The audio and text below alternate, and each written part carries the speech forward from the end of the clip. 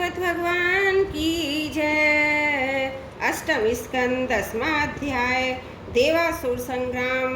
श्री सुखदेव जी कहते हैं, परीक्षित, यद्यपि दानवों दैत्यों ने बड़ी सावधानी से समुद्र मंथन की चेष्टा की थी, फिर भी भगवान से विमुख होने के कारण उन्हें अमृत की प्राप्ति न हुई। राजन, भगवान ने समुद्र को मथ कर अमृत निकाला, अपने निर्जन देवताओं को पिला दिया, फिर सबके देखते देखते वे गरुड़ पर सवार हुए वहां से चले गए। जब दैत्यों ने देखा कि हमारे शत्रुओं को भी बड़ी सफलता हुई, तब वे उनकी बढ़ती सह न सके। उन्होंने तुरंत अपने हथियार उठाए, देवताओं पर धावा बोल दिया। इधर देवताओं ने एक तो अमृत पीकर विशेष शक्ति प्राप्त कर ली थी, दूसरे उन्हें भगवान के चरण कमलों का आश्रय था ही। बस वे अपने अस्त्र शस्त्रों से सुसज्जित हो दैत्यों से भिड़ गए। परीक्षित, क्षीर सागर के तट पर बड़ा ही रोमांचकारी और अत्यंत भयंकर संग्राम हुआ। देवता और दैत्यों की घमासान लड़ाई देवासुर संग्राम के नाम से कही जाती है। तीनों ही एक दूसरे के प्रबल शत्रु हो रहे थे, दोनों ही क्रोध से भरे हुए थे। एक दूसरे को आमने सामने पाकर तलवार बाण अनेक शस्त्रों से परस्पर चोट पहुंचाने लगे। उस समय लड़ाई में शंख, तुरही, मृदंग, नगारे, डमरू बड़े जोर से बजने लगे। हाथियों की चिंगाड़, घोड़ों की हिड़नाहट, रथों की घरघराहट और पैदल सेना की चिल्लाहट से बड़ा कोलाहल मच गया। रणभूमि में रथियों के साथ रथी, पैदल के साथ पैदल, घुड़सवारों के साथ घुड़सवार, हाथी वालों के साथ हाथी वाले भिड़ गए। उनमें से कोई वीर ऊंटों पर, हाथियों पर और गधों पर चढ़कर लड़ रहे थे, तो कोई गौर, मृग, भालू, बाघ और सिंहों पर, कोई सैनिक गिद्ध, कंक, बगले, बाज और भास पक्षियों पर चढ़े हुए थे, तो बहुत से तिमिंगल, मक्ष, शरभ, भैंसे, गैंडे, बैल, नील गाय और जंगली सांडों पर सवार थे। किसी ने स्यारिन, चूहे, गिरगिट और खरों पर ही सवारी कर ली थी।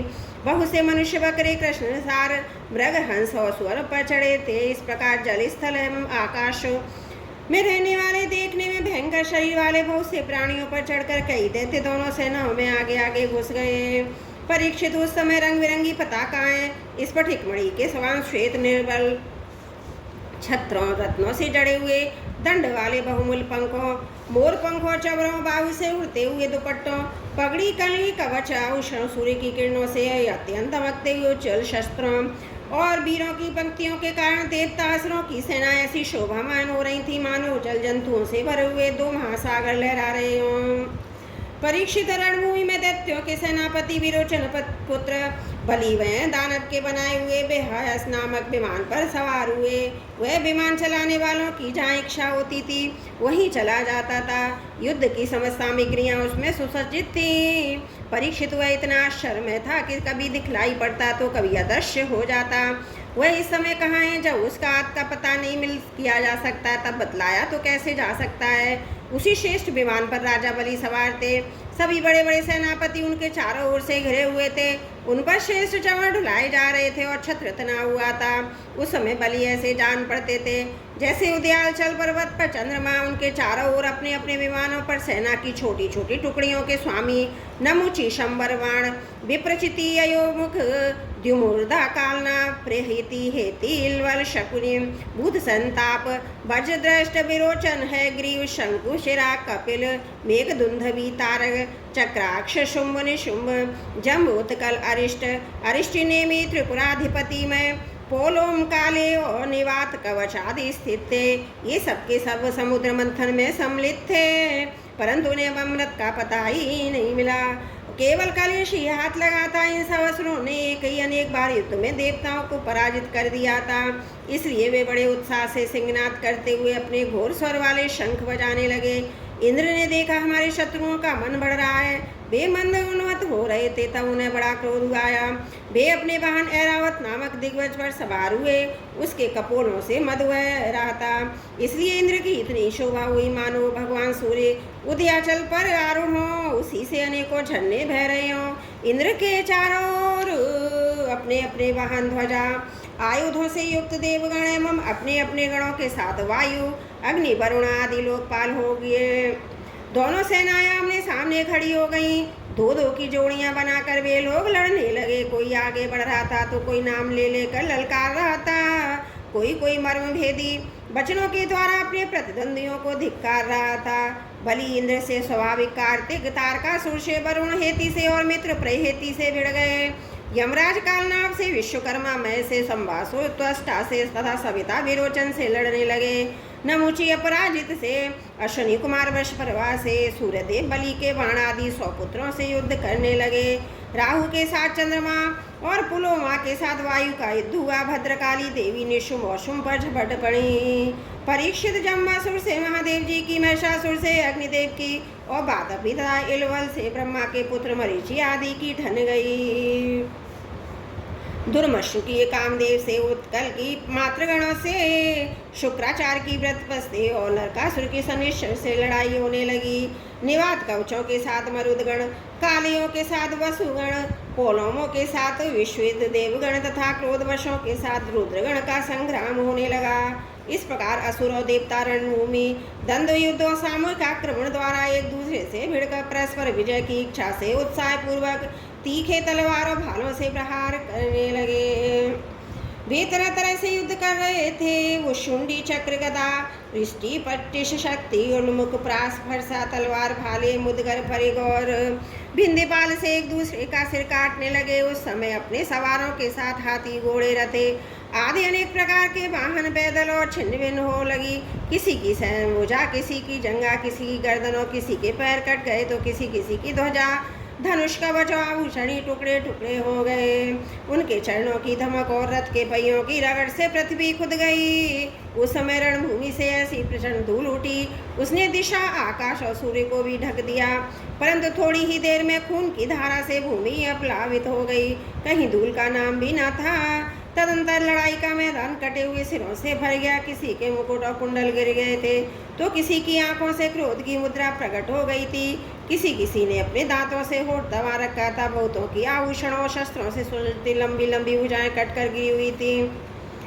बहुतों की मोटी मोटी जांघें कटी हुई थी। इस प्रकार रणभूमि बड़ी भीषण दिख रही थी। तब वहां बहुत से धड़ अपने कटकर गिरे हुए सिरों के नेत्रों से देखकर हाथों में हथियार उठा वीरों की ओर दौड़ने और उछलने लगे।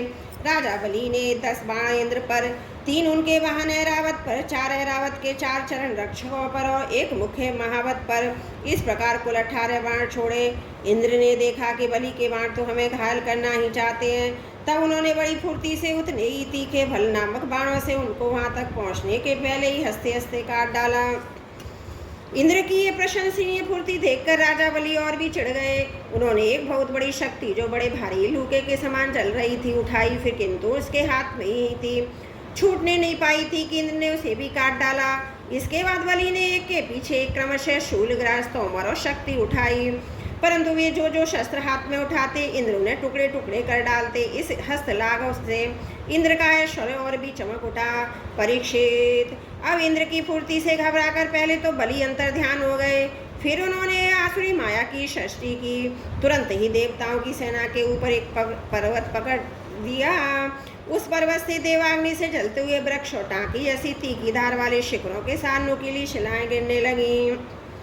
इससे देवताओं की सेना चकनाचूर होने लगी। तत्पश्चात बड़े बड़े सांप, दंत, शुक, बिच्छू, अन्य विषैले जीव उछल उछल कर काटने, डंक मारने लगे। सिंह, बाघ और सुअर देव सेना के बड़े बड़े हाथियों को फाड़ने लगे। परीक्षित हाथों में शूल लिए मारो काटो इस प्रकार चिल्लाती हुई सैकड़ों नंग धड़ंग राक्षसियां, राक्षस भी वहां प्रकट हो गए। कुछ ही क्षण हुआ, आकाश में बादलों की घनघोर घटाएं मंडराने लगी। उनके आपस में टकराने से बड़ी गहरी और कठोर गर्जना होने लगी। बिजलियां चमकने लगी। आंधी के झगड़े होने से बादल अंगारों की वर्षा करने लगे। दैत्यराज बलि ने प्रलय की अग्नि के समान बड़ी भयानक आग की सृष्टि की। वह बात की बात में वायु की सहायता से देवसेना को जलाने लगी। थोड़ी ही देर में ऐसा जान पड़ा कि प्रबल आंधी के थपेड़े से समुद्र में बड़ी बड़ी लहरें और भयानक भंवर उठ रहे हैं। वह अपनी मर्यादा छोड़कर चारों ओर से देवसेना को घेरता हुआ उमड़ा रहा है। इस प्रकार जब उस भयानक असुरों ने बहुत बड़ी माया की सृष्टि की, स्वयं अपनी माया के प्रभाव से छिप रहे न दिखने के कारण उन पर प्रहार भी नहीं किया जा सकता था। तब देवताओं के सैनिक बहुत दुखी हो गए। परीक्षित, इंद्र आदि देवताओं ने उनकी माया का प्रतिकार करने के लिए बहुत कुछ सोचा विचारा, परंतु उन्हें कुछ न सूझा। तब उन्होंने विश्व के जीवनदाता भगवान का ध्यान किया और ध्यान करते ही वे वहीं प्रकट हो गए। बड़ी ही सुंदर झांकी थी। गरुड़ के कंधे पर उनके चरण कमल विराजमान थे। नवीन कमल के समान बड़े ही कोमल नेत्र थे। पीतांबर धारण किए हुए थे। 8 भुजाओं में 8 आयुध, गले में कौस्तुभ मणि, मस्तक पर अमूल्य मुकुट, कानों में कुंडल झलमला रहे थे। देवताओं ने अपने नेत्रों से भगवान की इस छवि का दर्शन किया। परम पुरुष परमात्मा के प्रकट होते ही उनके प्रभाव से असुरों की वह कपट भरी माया विलीन हो गई। ठीक वैसे ही जैसे जग जाने पर स्वप्न की वस्तुओं का पता नहीं चलता, ठीक ही यह भगवान की स्मृति समाप्त विपत्तियों से मुक्त कर देती है। इसके बाद काल नेमी दैत्य ने देखा कि लड़ाई के मैदान में गरुड़ वाहन भगवान आ गए।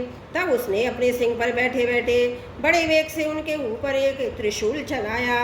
वह गरुड़ के सिर पर लगने वाला ही था कि खेल खेल में भगवान ने उसे पकड़ लिया। उसी त्रिशूल से उसके चलाने पर काल नेमी दैत्य तो उनके वाहन को मार डाला। माली और सुमाली 2 दैत्य बड़े बलवान थे। भगवान ने युद्ध में अपने चक्र से उनके सिर भी काट डाले। वे निर्जीव होकर गिर पड़े। तदंतर माल्यवान ने अपनी प्रचंड गदा से गरुड़ पर बड़े वेग के साथ प्रहार किया, परंतु गर्जना करते हुए वह भगवान ने चक्र से उसके सिर को भी धड़ से अलग कर दिया। बोलो भागवत भगवान की जय। अष्टम स्कंद 10वां अध्याय समाप्त। त्रुटियों के लिए क्षमा प्रार्थी हूँ। बोलो भागवत भगवान की जय। अष्टम स्कंद 11वां अध्याय देवासुर संग्राम की समाप्ति। श्री सुखदेव जी कहते हैं, परीक्षित, परम पुरुष भगवान की यह हेतु की कृपा से देवताओं की घबराहट जाती रही। उनमें नवीन उत्साह का संचार हो गया। पहले इंद्र, वायु और देवगण रणभूमि में जिन जिन दैत्यों से आहत हुए थे उन्हीं के ऊपर अब वे पूरी शक्ति से प्रहार करने लगे। परम ऐश्वर्यशाली ने यह और लड़ते हुए इंद्र लड़ते जब उन पर क्रोध करके वज्र उठाया तब सारी प्रजा में हाहाकार मच गया। बलि अश्व शस्त्र सुसज्जित होकर बड़े उत्साह से युद्ध भूमि में बड़ी निर्भयता से डटकर विचर रहे थे। उनको अपने सामने ही देखकर हाथ में वज्र लिए हुए इंद्र ने उनका तिरस्कार करके कहा, मूर्ख जैसे नट बच्चों की आंखें बांधकर अपने जादू से उनका धन ऐंठ लेता है, वैसे ही तू माया की चालों से हम पर विजय प्राप्त करना चाहता है। तुझे पता नहीं कि हम लोग माया के स्वामी हैं, वह हमारा कुछ नहीं बिगाड़ सकती है। जो मूर्ख माया के द्वारा स्वर्ग पर अधिकार करना चाहते हैं उसको लांघकर ऊपर के लोगों के धाक जमाना चाहते हैं, उन लुटेरे मूर्खों को मैं उनके पहले स्थान से भी नीचे पटक देता हूँ। ना समझ तूने माया की बड़ी बड़ी चालें चली हैं। देख, आज मैं अपने 100 धार वाले वज्र से तेरा सिर धड़ से अलग किए देता हूँ। तू अपने भाई बंधुओं के साथ जो कुछ कर सकता वो करके देख ले। बलि ने कहा, इंद्र, जो लोग काल शक्ति की प्रेरणा से अपने कर्म के अनुसार युद्ध करते हैं उन्हें जीत या हार, यश या अपयश अथवा मृत्यु मिलती ही है। इसी से ज्ञानी जन इस जगत को काल के अधीन समझकर ना तो विजय होने पर हर्ष से फूल उठते हैं और ना तो अपकीर्ति, हार अथवा मृत्यु से शोक के ही वशीभूत होते हैं। तुम लोग इस तत्व से अनभिज्ञ हो। तुम लोग अपने को जय पराजय आदि का कारण कर्ता मानते हो, इसलिए महात्माओं की दृष्टि से तुम शोचनीय हो। हम तुम्हारे मर्म स्पर्शी वचन को स्वीकार ही नहीं करते, फिर हमें दुख क्यों होने लगा। श्री सुखदेव जी कहते हैं, वीर बलि ने इंद्र को इस प्रकार फटकारा। बलि की फटकार से इंद्र कुछ झेप गए। तब तक वीरों का मान मर्दन करने वाले बलि ने अपने धनुष को कान तक खींच खींच कर बहुत से बाण छोड़े। सत्यवादी देव शत्रु बलि ने इस प्रकार इंद्र का अत्यंत तिरस्कार किया। अब तो इंद्र अंकुश से मारे हुए हाथी की तरह भी चिढ़ गए। बलि का आक्षेप वे सहन न कर सके। शत्रु हाथी इंद्र ने बलि पर अपने अमोघ वज्र का प्रहार किया। उसकी चोट से बलि पंख कटे हुए पर्वत के समान अपने विमान के साथ पृथ्वी पर गिर पड़े। बलि का एक भी बड़ा एकेथेशी घनिष्ठ मित्र जम्बासुर था। अपने मित्र के गिर जाने पर भी उनको मारने का बदला लेने के लिए इंद्र के सामने आ खड़ा हुआ। सिंह पर चढ़कर वह इंद्र के पास पहुंच गया। बड़े वेग से अपनी गदा उठाकर उसके जत्रु स्थान असली पर प्रहार किया। साथ ही उस महाबली ने ऐरावत पर भी एक गदा जमाई। गदा की चोट से ऐरावत को बड़ी पीड़ा हुई। उसने व्याकुलता से घुटने टेक दिए और फिर मूर्छित हो गया। उसी समय इंद्र का सारथी मातली 1000 घोड़ों से जुता हुआ रथ ले आया। शक्तिशाली इंद्र ऐरावत को छोड़कर तुरंत रथ पर सवार हो गए। दानव श्रेष्ठ जम्बू ने रणभूमि में मातली के इस काम की बड़ी प्रशंसा की और मुस्कुराकर चमकता हुआ त्रिशूल उसके ऊपर चलाया। मातली ने धैर्य के साथ उस असह्य पीड़ा को सह लिया। तब इंद्र ने क्रोधित होकर अपने वज्र से जम्ब का सिर काट डाला। देवर्षि नारद से जम्बासुर की मृत्यु का समाचार जानकर उसके भाई बंधु नमुची बल और पाक झटपट रणभूमि में आ पहुंचे। अपने कठोर और मर्म स्पर्शी वाणी से उन्होंने इंद्र को बहुत कुछ बुरा बुरा कहा। जैसे बादल पहाड़ पर मूसलाधार बानी बरसाते हैं, वैसे ही उनके ऊपर बाणों की छड़ी लगा दी। बल ने बड़े हस्त लाघव से एक ही साथ 1000 बाण चलाकर इंद्र के 1000 घोड़ों को घायल कर दिया। पाक ने 100 बाणों से मातली को और 100 बाणों से रथ के एक अंग को छेद डाला। युद्ध भूमि यह बड़ी अद्भुत घटना हुई कि एक ही बार इतने बाण इसने चलाए और चढ़ाए। नमुची ने बड़े बड़े 15 बाणों से, जिनमें से सोने के पंख लगे हुए थे, इंद्र को मारा। युद्ध भूमि में अपने जल भरे बादल के समान गरजने लगा। जैसे वर्षा काल के बाद सूर्य को ढक लेते हैं, वैसे ही असुरों ने बाणों की वर्षा से इंद्र और उसके रथ और सारथी को भी चारों ओर से ढक लिया। इंद्र को न देखकर देवता उसके अनुचर अत्यंत बेहल होकर रोने चिल्लाने लगे। एक तो शत्रुओं ने उन्हें हरा दिया था, दूसरे अब उनका कोई सेनापति भी न रह गया। उस समय देवताओं को ठीक वैसी अवस्था हो गई जैसे बीच समुद्र में नाव टूट जाने पर व्यापारियों की होती है। परंतु थोड़ी ही देर में शत्रुओं के बनाए हुए बाणों के पिंजड़े से घोड़े, रथ, ध्वजा और सारथी के साथ इंद्र निकल आए। जैसे प्रातःकाल सूर्य अपनी किरणों से दिशा, आकाश और पृथ्वी को चमका देते हैं, वैसे ही इंद्र के तेज से सबके सब जगमगा उठे। वज्रधारी इंद्र ने देखा शत्रुओं ने रणभूमि में हमारी सेना को रौंद डाला है। तब उन्होंने बड़े क्रोध से शत्रु को मार डालने के लिए वज्र से आक्रमण किया। परीक्षित उस 8 धार वाले पहने वज्र से उन दैत्यों के भाई बंधुओं को भी भयभीत करते हुए उन्होंने बल और पाक के सिर काट दिए। परीक्षित अपने भाइयों को मरा हुआ देख नमुची को बड़ा शोक हुआ। वह क्रोध के कारण आपे से बाहर होकर इंद्र को मार डालने के लिए जी जान से प्रयास करने लगा। इंद्र, अब तुम बच नहीं सकते। इस प्रकार ललकारते हुए एक त्रिशूल उठाकर वह इंद्र पर टूट पड़ा।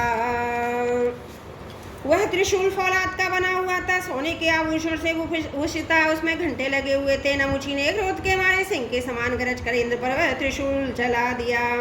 परीक्षित इंद्र ने देखा त्रिशूल बड़े वेग से मेरी ओर आ रहा है। उन्होंने अपने बाणों से आकाश में ही उसके 1000 टुकड़े कर दिए। इसके बाद देवराज इंद्र ने बड़े क्रोध से उसका सिर काट डालने के लिए उसके गर्दन पर वज्र मारा।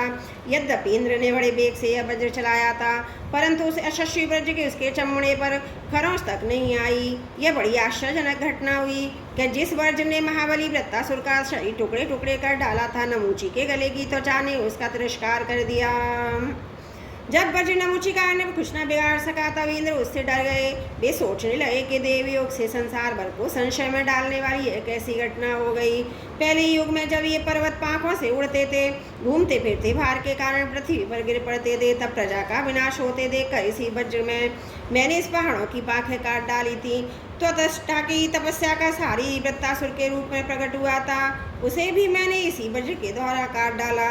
और भी अनेकों दैत्य जो बहुत बलवान थे, किसी अस्त्र शस्त्र से जिनके चमड़ों की चोट नहीं पहुंचाई जा सकती थी, इसी वज्र से मैंने मृत्यु के घाट उतार दिए थे। वही मेरा वज्र मेरे प्रहार करने पर भी इस तुच्छ असुर को न मार सका, अतः अब मैं इसे अंगीकार नहीं कर सकता। यह ब्रह्म तेज से बना हुआ है तो क्या हुआ, अब तो यह निकम्मा हो चुका है। इस प्रकार इंद्र विषाद करने लगा। उसी समय आकाशवाणी हुई, यह दानव ना तो सूखी वस्तु से मर सकता है ना गीली से। इसे मैं वर दे चुका हूँ कि तू सूखी या गीली वस्तुओं से तुम्हारी मृत्यु नहीं होगी। इसलिए इंद्र, इस शत्रु को मारने के लिए अब तो कोई दूसरा उपाय सोचो। उस आकाशवाणी को सुनकर देवराज इंद्र बड़ी एकाग्रता से विचार करने लगे। सोचते सोचते उन्हें सूझ गया कि समुद्र का फैन तो सूखा भी है, गीला भी है, इसलिए ना उसे सूखा कह सकते हैं ना गीला। अतः इंद्र ने उसे न सूखे और न गीले समुद्र फैन से नहुचिका का सिर काट डाला। उस समय बड़े बड़े ऋषि मुनि भगवान इंद्र पर पुष्पों की वर्षा और उनकी स्तुति करने लगे। गंधर्व शिरोमणि विश्वावसु तथा परावसु गान करने लगे।